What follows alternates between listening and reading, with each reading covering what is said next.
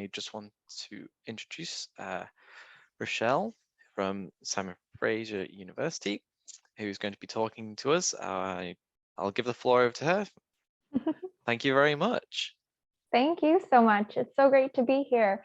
I'm very excited to present to you today on intergenerational connections and how these very connections can work to combat social isolation, specifically among older adults. That's kind of the lens I'll be taking.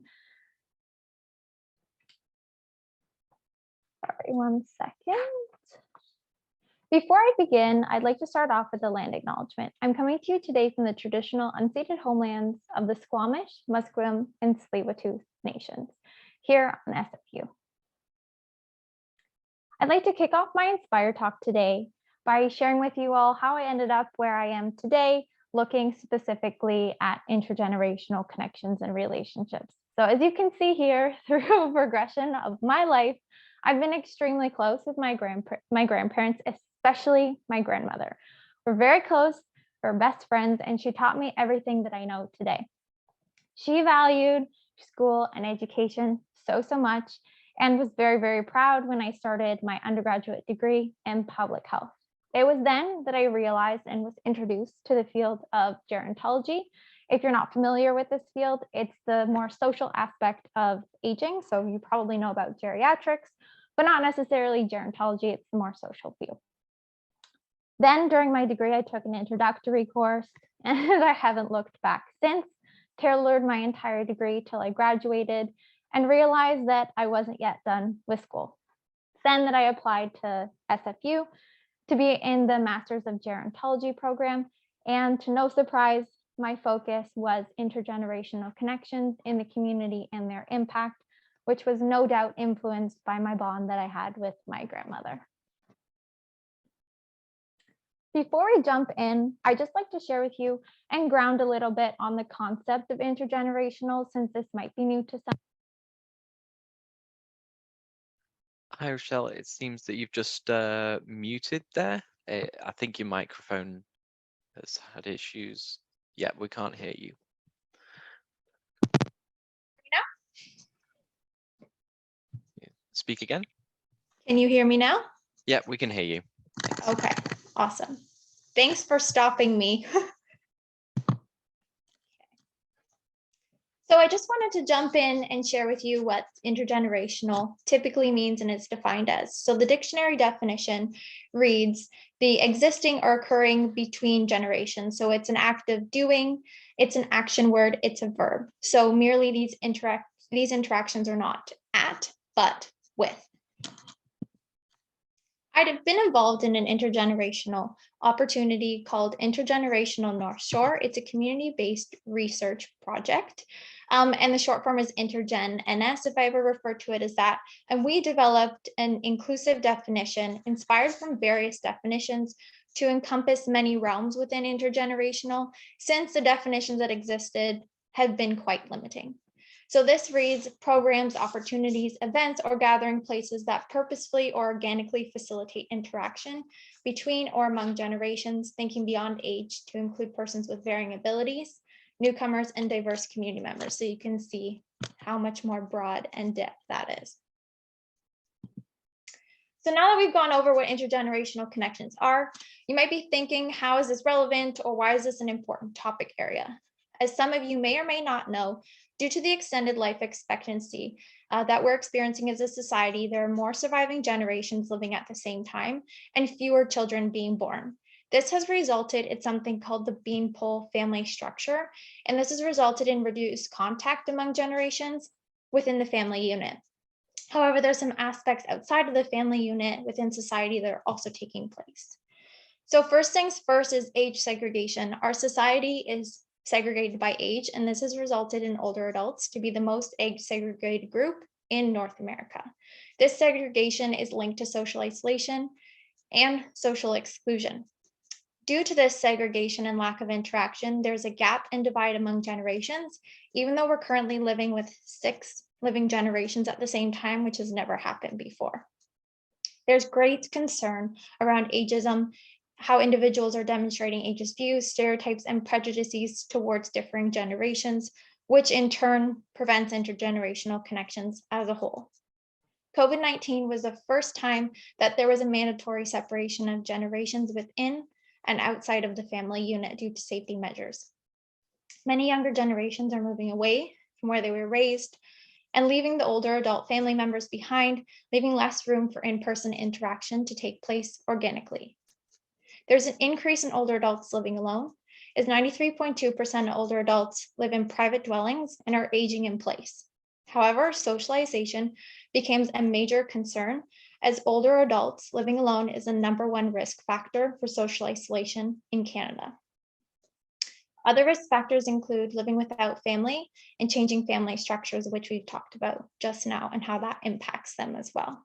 Therefore, older adults are at risk of experiencing feelings of loneliness, social isolation, especially if this couples with familial separation and different family dynamics. Now that the importance of intergenerational relations, especially within the context of how this relates to social isolation among older adults and loneliness, let's talk about how older adults are being impacted by social isolation and loneliness today. In the Canadian longitudinal study of aging, identified in 2018 that 20% of older adults were feeling lonely at least some of the time. Since COVID-19, there has been a 67% increase among women aged 65 to 74 and 45% increase among men in this age group of social isolation. Among women, there's been an increase of 37% among those aged 75 and 84. And for males, it was 33%. So clearly there's a problem here that is on the rise that needs addressing. So how can we use an intergenerational approach to connect older adults within the community in an age-integrated fashion? Well, we thought in the InterGenNS project, a way to do that was to build intergenerational connections within the community. But how? What we decided to do was do in-depth research that's community engaged, going right to the programs themselves, also looking at the literature in a more traditional research element. And we found that there was an increase in meaning in the community, including social capital and connectivity, mutual benefit and meaningful relationships that we're able to build, age-inclusive environment, enhanced feelings of self-esteem, empathy, and well-being among generations, and it actively combated social isolation among older adults, these types of opportunities in the community. So how could we facilitate these connections in the community? We decided to develop many resources and start a coordinator role on the grounds that would facilitate these types of interactions in the North Shore of Vancouver. It's called North Shore Community Resources, where this was all transpiring. And this was to help answer the following questions here. What intergenerational opportunities are available? What are these intergenerational opportunities located? Where can someone go to find out more or get information on starting a program of their own? So we designed and developed a website. We created a program directory so individuals in the community could see where these programs were, how they would get involved, who they would contact. There's also a resource hub we created, and this is not for community members specifically, but it's more for the organizational level and agency level, because this allows them to have evaluation tools, resources, guidelines, toolkits on how to develop intergenerational programming with support that they might not have, or the time, they might not have the time to look into this. And we also developed a newsletter to go throughout agencies within the North Shore and within BC in general. Before I end this quick Inspire talk, it feels like this is a very quick sprint of a presentation. I wanted to highlight key aspects of success that really led to our project to sustain and remain alive today. So this at the heart is a community-based project. It's originated from a community member herself, and she still plays an integral role in the project today. It's super important for our project to be connected with academia and the community. That relationship is everything for this project, as it's allowed for resource development, new ideas, connections, different thoughts of mind, and transferable skills that maybe we wouldn't have in another situation. We have 20+ organizations that sit on a larger community group, and we have 10 community members that sit on a planning table. So we pass information directly from the source all the way into the community, whether they're community members or community organizations. We focus on meeting the needs identified by the North Shore community for the North Shore community, to support mutual benefit at the heart. We capture and learn about the intergenerational context from those involved in the programming and their lived experiences. Thank you so much. I might have talked a little bit fast. That gives us a little bit more time for questions, if anyone has any questions as well.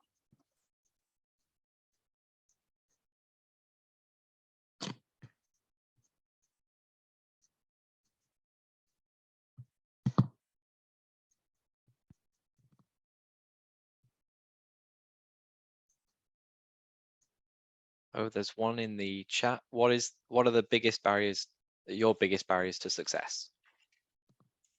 I think for the project in particular, like the InterGen project, I think funding is a huge barrier. Having access to adequate long-term funding, but that's not just for the project in and of itself, but that's for intergenerational programs as well. That's something that's seen every single time in the research and when speaking to providers. It's extremely important piece to have there. And if the funding's not there, then the evaluation can't be done, which can't demonstrate the importance of these programs. So it's a great question.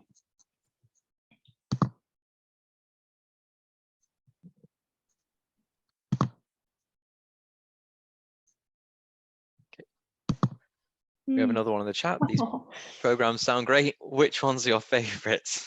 Is that like choosing your children there? Yeah, if I had children. I think that that's such a hard question because there's such depth and breadth of these programs. These programs are taking place in long-term care facilities. They take place in different housing, like co-housing facilities, where it's purposely built housing where there's shared communal space, like kitchen and dining spaces and gardens, where these type of interactions can transpire, whether it be organic or planned. So there's a huge spectrum here.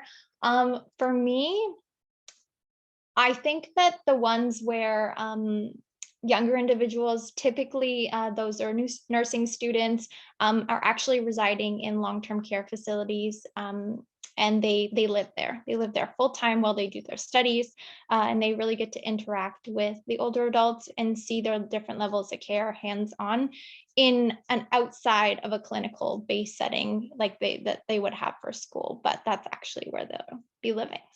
So I think that that's the most interesting one for me. But yeah, that's an extremely hard question.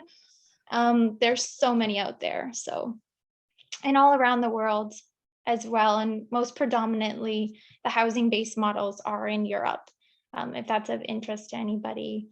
And we did a best practice list as well, highlighting the best practices that there are. So if that's of interest to anybody, then I'm more than welcome to provide some information on that too.